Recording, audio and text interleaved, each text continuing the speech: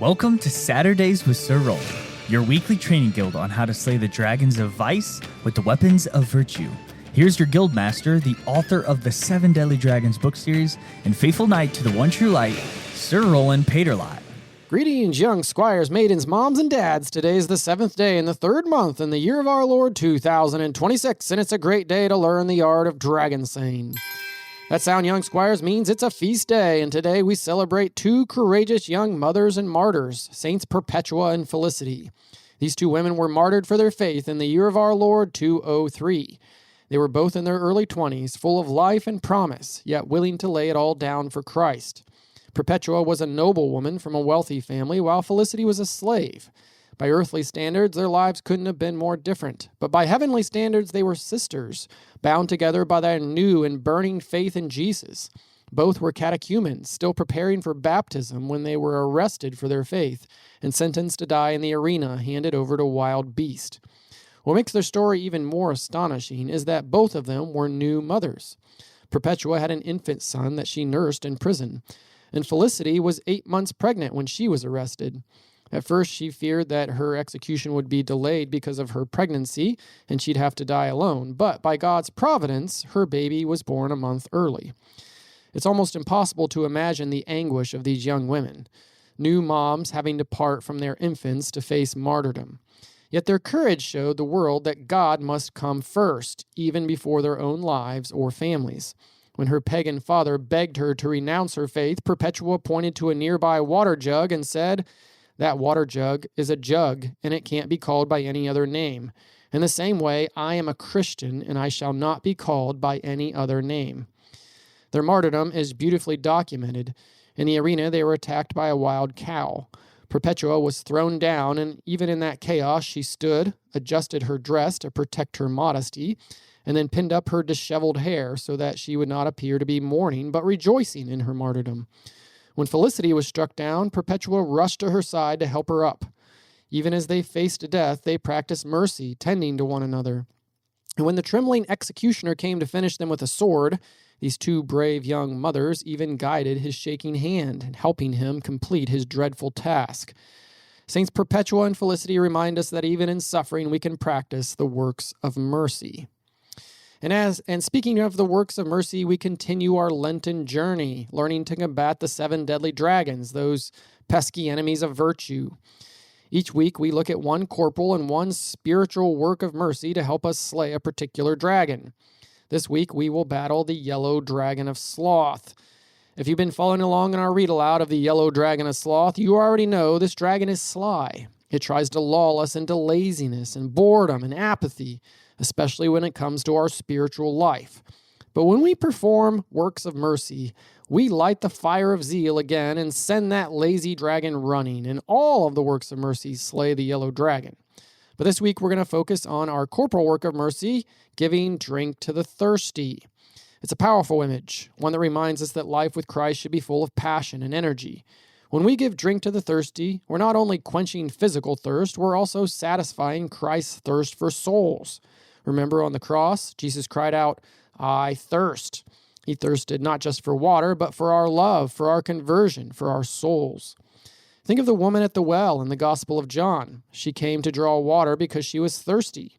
Her physical thirst led her to an encounter with Jesus, who offered her living water, a water that would quench her soul forever.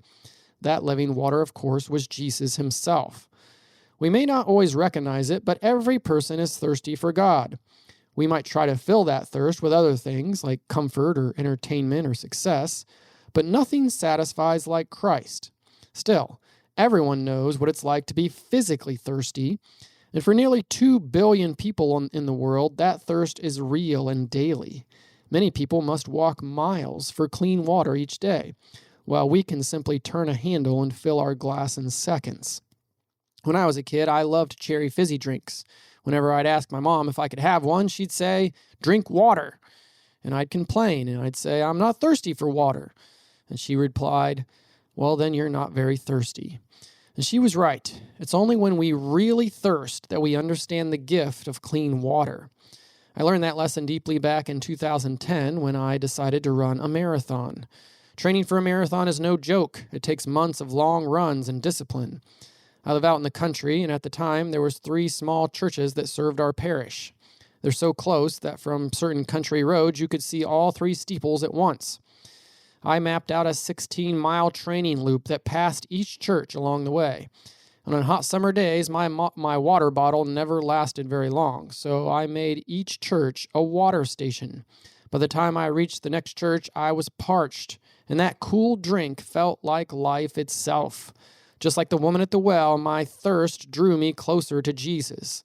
And every time I stopped to refill my bottle in front of the tabernacle, I realized that Christ truly satisfies every thirst. And here's the beautiful part.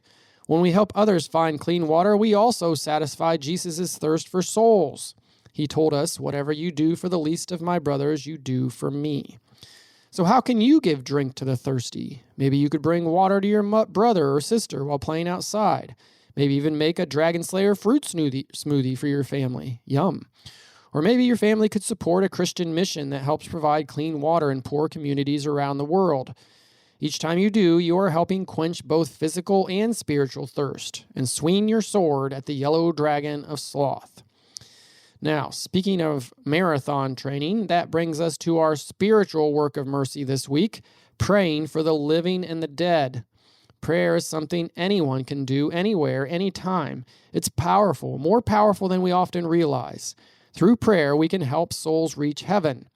I'll be honest, running is not my favorite thing to do. After 10 years of competitive running through college, I told myself I'd never run a race again. I was done. Running hurts. But after a few years away, I started to see how running had taught me so much about life and faith. You see, life is a long-distance race. Our faith is a journey, not a sprint. It's about endurance, perseverance, and finishing strong. St. Paul the Apostle wrote, "I fought the good fight. I finished the race. I've kept the faith." That verse stirred something in me. I realized if I was going to run again, it had to be for a greater purpose, something eternal. So I came up with an idea, and I called it 26 miles, 26 souls, 26 saints. I decided to offer each mile of my marathon for a different person, living or deceased, and to ask for the intercession of a specific saint for each mile. I listed the names and saints on a quarterback wristband so I could pray for each one as I ran. Each mile became a little mission of mercy. The race was tough. Around mile 20, I hit what runners call the wall. My legs screamed. My body begged me to quit. But I looked down and I saw the name I'd saved for the final mile, my dad, who had passed away years earlier. I wanted to finish for him. That final stretch hurt the most, but it was the most beautiful. Every step became a prayer. Every ache became an offering. When I finally crossed the finish line, exhausted and spent, I knew I had truly run the good race. I had nothing left to give. And that's exactly how I want to finish the race of life one day, with nothing held back from myself, everything offered to God. That day, I didn't just run a marathon, I slayed the Yellow Dragon of Sloth. So here's my challenge for you this week, young dragon slayers. Maybe you could make a dragon slayer smoothie for someone in your family, maybe your mom or your dad or your brother or your sister, as a surprise, an act of love. Or if smoothies aren't your thing, just simply bring them a glass of water or a drink that you think they'll enjoy. And while you do, whisper a prayer of thanksgiving for that person. Ask God to bless them and help them to become a saint. Topher will send a little video of Lady Lumina making her own Dragon Slayer smoothie to guide you. And remember, when you give drink to the thirsty and pray for the living and the dead, you're not just being kind, you're slaying a dragon. You're training your heart to thirst for what God thirsts for, love, mercy, and the salvation of souls. So raise your cups, Dragon Slayers. Drink deeply of the living water that Christ offers, and let's go out this week to run the good race, quench the world's thirst, and finish strong with nothing left to give.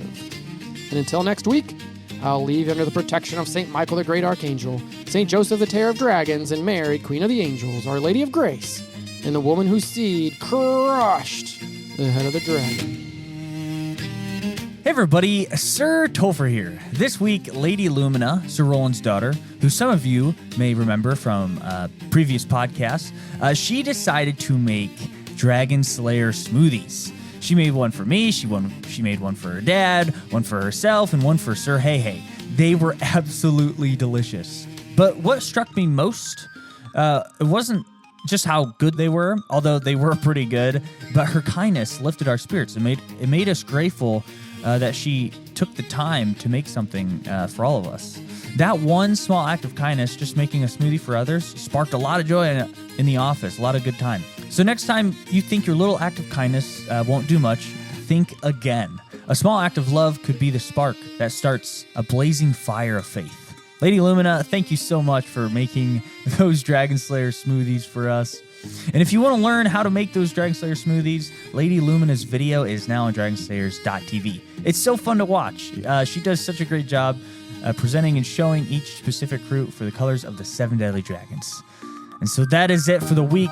And until next week, stay holy and slay dragons!